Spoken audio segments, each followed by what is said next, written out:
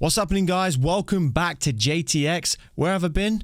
I've been busy. That's where I've been. All right. Thank you for your patience in waiting for the next piece of content from me. I have been busy moving house, redecorating, all that good stuff. So it seems in recent weeks and months, a lot of the support for support teams seem to be crumbling, losing a lot of members. And of course, that's something we should be happy about. However, there are still plenty out there. And this person was brought to my attention recently. This guy's name is Grayson Rogers, an aspiring country singer who's also decided to try his hand at Twitch. Now, I've already had quite a lot of dialogue with this man. I've even been invited to Tennessee to meet him. What we're going to do first is have a look through some of his texts, see if you can notice any of those typical support for support behaviors. Okay, so this first tweet reads, "Hi, I have 50k bits. I'll be dropping on people in my chat today as a thank you for hanging with me. Big love." He says it's as a thank you for hanging with him. What he means is, if you come and lurk in my stream, there's a chance you'll win 50k bits, and it'll help me get my numbers up. Today in my stream, 150 subs will be won by somebody. Gonna be good. 100 plus 50, GR fam. Same thing again, and of course, it's a fam. It's a family. They absolutely love to call themselves a family. Again, as I've explained before, family has connotations of being together and supporting one another, like it would do in real life. Here's another one for good measure. Dropping a bitty bomb on the next 10 people to follow my Twitch channel. Link in bio. Doesn't say how many bits he's going to give, but he's going to give them to the next 10 people that follow his Twitch channel. I mean, pretty bold to assume that they'd all want bits. That means that they are dropping bits on another streamer, because obviously you can't give bits to somebody who isn't a streamer. So again, in typical support for support fashion, most of his viewers are also streamers. Now, how I'm often challenged on this is, oh, what do you mean streamers can't watch a stream? Of course, streamers can watch a stream. But look at any of the most successful streams that you know. They are not exclusively full of streamers. And what's the problem with having a stream full of streamers? They care more about their own stream than they do yours. It doesn't mean that they'll break the rules. It doesn't mean that they don't like you. It just means they're going to care about their own a lot more. This tweet is going to be handy for later on. It says, "Entitlement bugs me. Work." And on this tweet, he's right. You know, you should be working for what you have, but we're going to see later on the work that he puts in to try and grow on Twitch. Now, anytime he gets questioned, of course, like a lot of these people, he'll call it hate or he'll call it trolling. The hate online don't bother me. What bothers me is 95% of them would just walk away without saying a word if we were face to face. Bet on it. Am I one of the 5%? This one's interesting. He retweeted somebody who said, "I literally could cry at I'm Grayson Rogers dropping me bitties. Why do so many people hate on this guy? The GR fam has been nothing but sweet to me." As you can see there, it's from a first-time viewer. Been really, really sweet to them.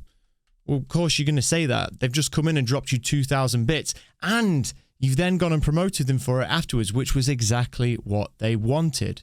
Do you think they really care about you and your stream and want to support you? Seeing as he's never even been in there before, you want to go into a stream and randomly drop 2,000 bits. There's probably a motive behind it. Unless you're doing a Mr. Beast video, of course, and you have money to burn. This one made me laugh because everybody complains about the graphics artists on Twitter who will slide in your DMs. "Hey, how are you? I'm a graphics designer. I can make emotes. I can make your overlays," all that stuff. Unsolicited all the time, regardless of your size. If you're a streamer and you tweet about streaming, you've probably received one of these at some point. GFX artists, I know you get a ton of hate, but me, I actually respect the hustle. Keep grinding. Now, knowing that the vast majority of people are not keen on getting these messages, I would imagine that there's only one reason for him to be doing this. So it's my opinion that he would put this out there to attract the graphics artists, maybe just to get more followers. I do believe that's the kind of thing he would do simply to receive more follows. Giving away subs today at the end of my stream to one chatter or lurker. Another thing that this guy loves is analogies. Anyone that ever did anything great in this world will tell you they didn't do it alone. Mike Tyson, best boxer of all time, in his opinion, had a whole crew behind him. Shall I go on?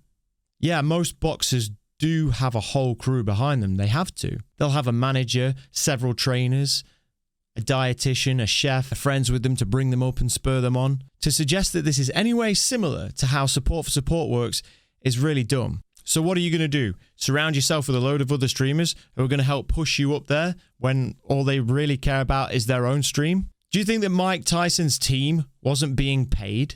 Do you think that they weren't doing specific jobs for him? Do you think any of the other people there had a chance at winning the heavyweight title? No, of course they didn't. They were there to support him, or they were doing their jobs. Now, it may be the case that in all of that, there were one or two professional boxers who thought they could hang on to his coattails.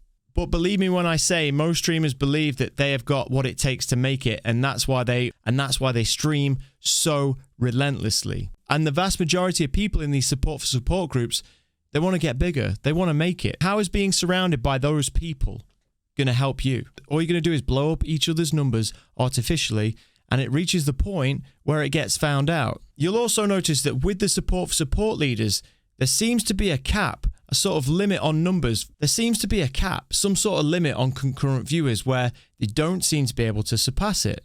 Unless, of course, you're view botting. That number is normally around 1 to 200. Now, why don't you see many people above 1 to 200 that have been leaders of successful support for support groups? It's because when a team gets to a certain size, it's more difficult to be recognized within that team. So what would you do then if you were looking to join one of these S4S groups and grow?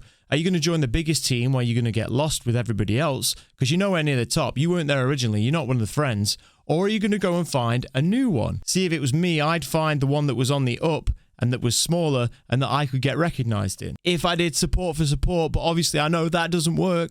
By the way, all these tweets so far, except for one of them, were in July. So it's not like I've gone and cherry-picked these from across a year or so. These are all in a single month. Run your mouth about me with your thumbs on the board, that's fine. But just so you know, I'd like buy you a plane ticket to Nashville. I'll pay for a week staying in a night resort for you. But best believe we're meeting up. So this message was aimed to me.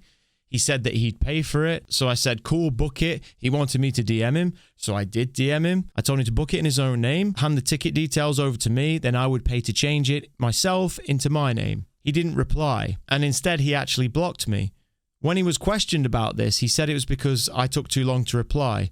Actually, it was 3 in the morning and I'd gone to bed and I replied when I got up the next morning. But he'd already blocked me. So I guess he didn't really mean what he said there at all. All these people turn into superfans overnight. They literally want to fly me to where they live.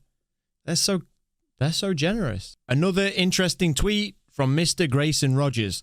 True networking is different than S4S. If you don't think so, you need to do some research on the entertainment world and how it works. So in my experience of my various jobs and what I've done in the past, networking is about meeting people who can help you. So let's take that entertainment world, for example. Let's say you're a music artist like Grayson Rogers. You want to be meeting sponsors. You want to be meeting event organizers. You want to meet record labels. You want to meet sound engineers. You want to meet other professionals. How's it going to help you to meet a load of other artists on your level? Yeah, there might be the occasional time that they'll set you up with a gig, but they're in the same boat that you are. How's that going to help? Now, I'm not saying that it could never help you at all, just like meeting another streamer could ever help you at all.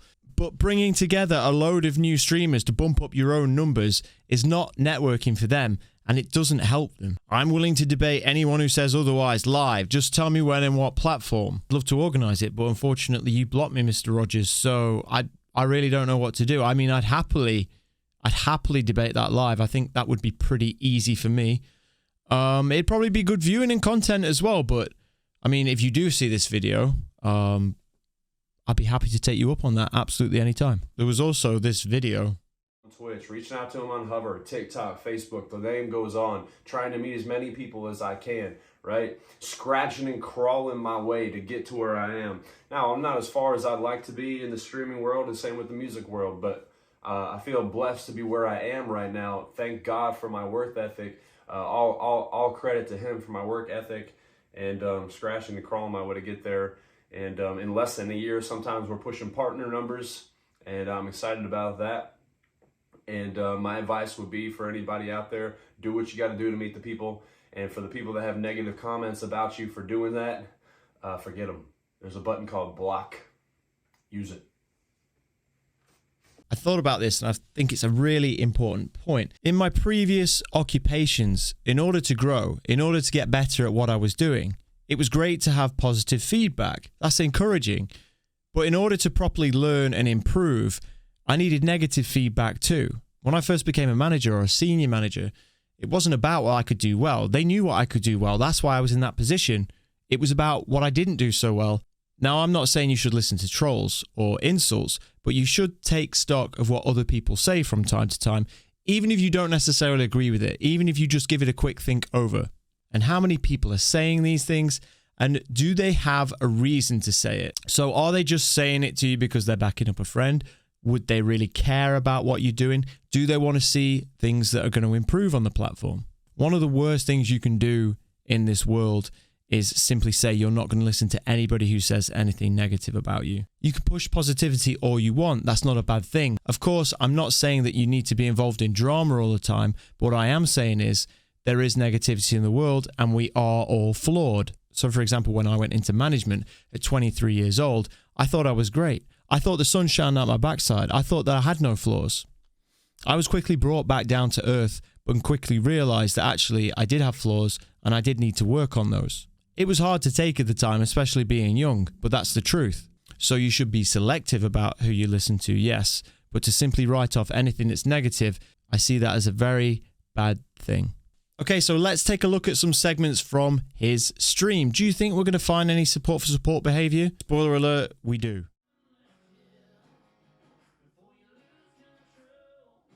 What's up? How am I feeling? I'm feeling great. Wow, there you are. You really surprised me. I thought you weren't going to talk. Listen, I have 7,000 bits in my repertoire today. 7,000. And I'm going to be dropping it on random chatters / lurkers. Of course, I prefer you be active and talking with me throughout the stream.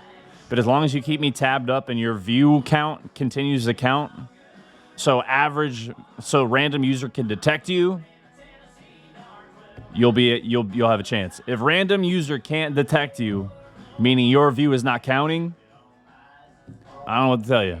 You know what I mean? So, yeah, those of y'all that keep me tabbed up, lurked up, you're helping me, and in return, hopefully some of y'all get some good old biddies.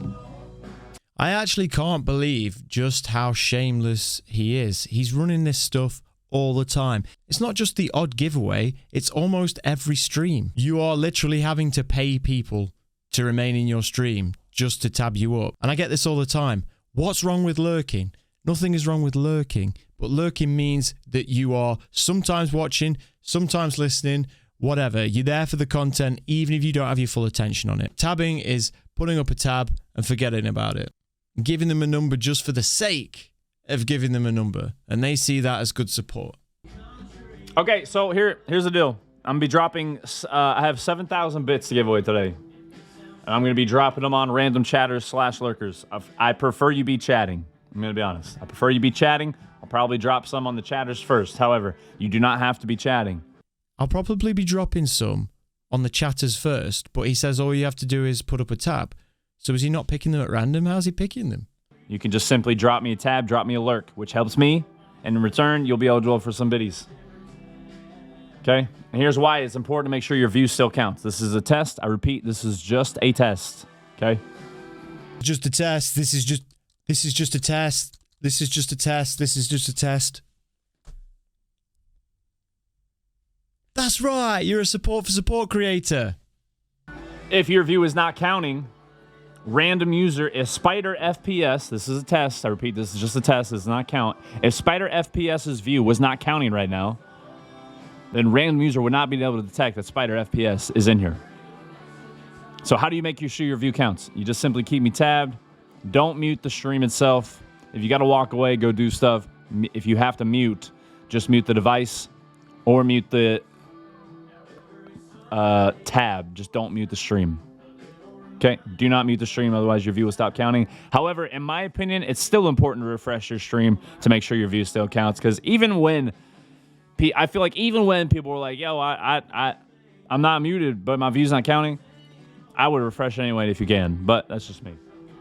Now the question is, chat: do I sprinkle the biddies on a bunch of people, or do I just drop big bombs on a few people? Thoughts? I really want him to drop the big bombs. And by the way, that bit of music in the background that plays constantly through the stream, yeah, that's right, that's his own music. Let me tell you, I was almost a country and western fan after watching the whole thing. So freaking much. We are freaking really trying to hit this and get this to 34. Oh, and by the way, the sub count that you can see there, 3,300 subs. You tell me how many streams of that size have 3,300 subs. I can only think of one other person, and I'm pretty sure that other person gifts most of them to himself. Now, I believe they're genuine gifts because a lot of people think that if they give these support streamers money, they will send them raids. And usually they actually do. A lot of the time, they'll send them raids knowing full well that that person will never make it as a content creator. They already know that. And they use the argument, well, how are you to know? How can you say? You can't always say, but sometimes you're pretty sure. Also, y'all remember always my chat is always up for networking. You can always come in here and try and meet people. Meeting people is key in the streaming world. I'm not talking about just following people. I'm talking about truly meeting people. Truly taking the time to meet Nickolin26. See what she does. Where's she from? What does she stream? How long has she been streaming? Not just following Nickolin and all the hopes, all the reason for just hoping to get her follow back. Get to know Nickolin. That's a queen. Why would you not want to know? Why would you not want to get to know a queen? You know what I mean? Networking's key. If you do it the right way, you can see a boost. If you don't do it the right way, I don't know. I've never done it the wrong way. Kidding. Relax, Chad. I'm not perfect. Dear Lord. Y'all thought I was serious, bro. Y'all thought I was serious, bro. Why can't they go to her channel to meet her and find what she's all about? Wouldn't that be easier? Asking the questions and she can give you really long, easy answers without having to type them. No, of course, you want to be doing it in his channel. You want to be networking in his channel. Networking is great as long as it's in his channel. Don't go to somebody else's channel on your own. You need to find them in his channel. I know it sounds completely nuts, but you could go to a channel where they're playing a game you like or music you like or anything like that. Start talking to them. And if you like them, talk to them more. Watch them for the content. But no, of course, Grayson Rogers' way of doing it is going to his stream and meeting just the people that are in there.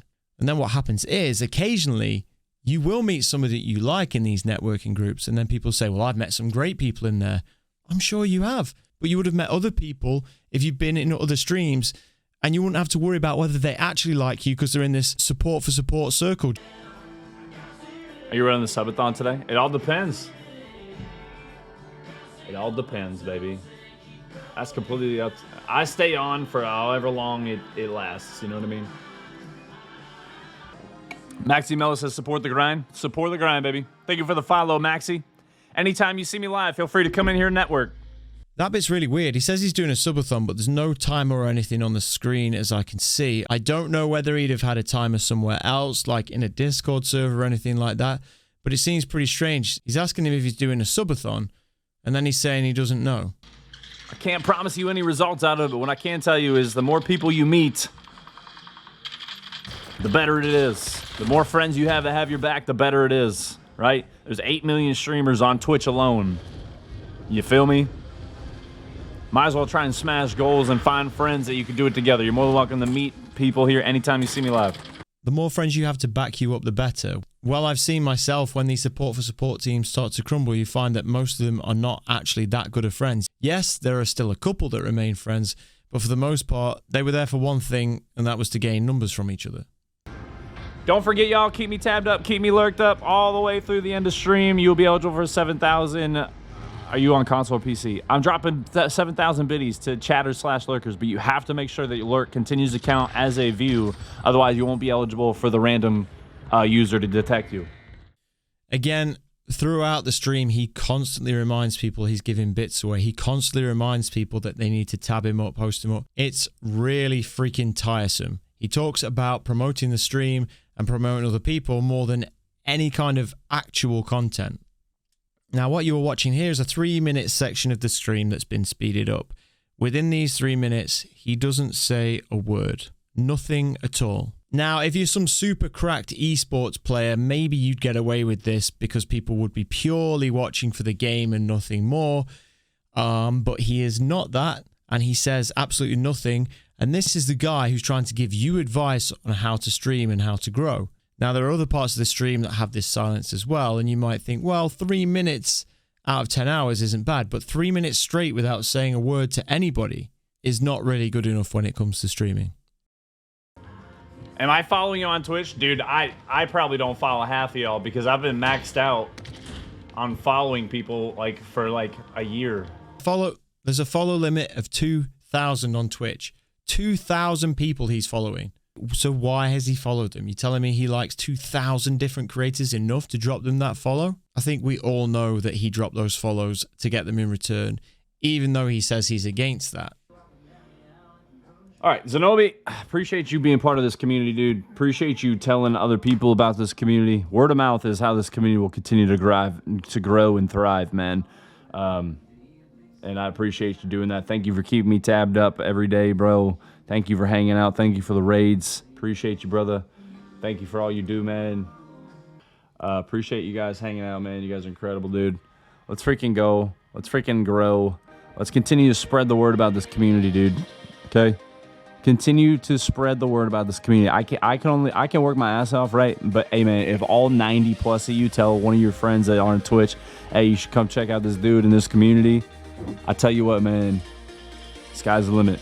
He thinks through this method that the sky is the limit, although we already know that nowhere near any of the top streamers have a support for support stream. So the sky is not the limit with this method. Obviously, if a stream is good, it's going to go around by word of mouth, but is it the only way to grow?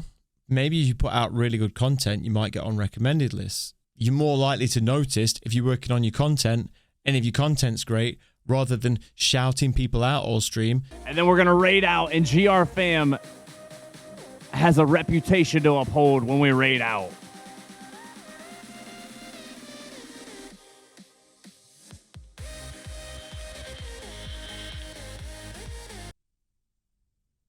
Make sure that you hold up my reputation. Make sure you're shouting about me through the whole stream and tell everyone about me. And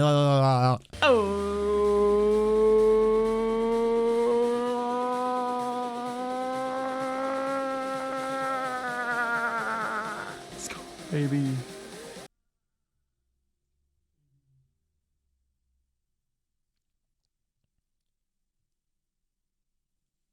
all right, so we've had another look into the world of support for support. If you have any questions, do not hesitate to ask me in DMs, in the comments below, wherever you like. All right, guys, thank you so much for watching and your continued support with these videos. I'm sorry about the break that I had to have, but there's a lot more content to come in the near future.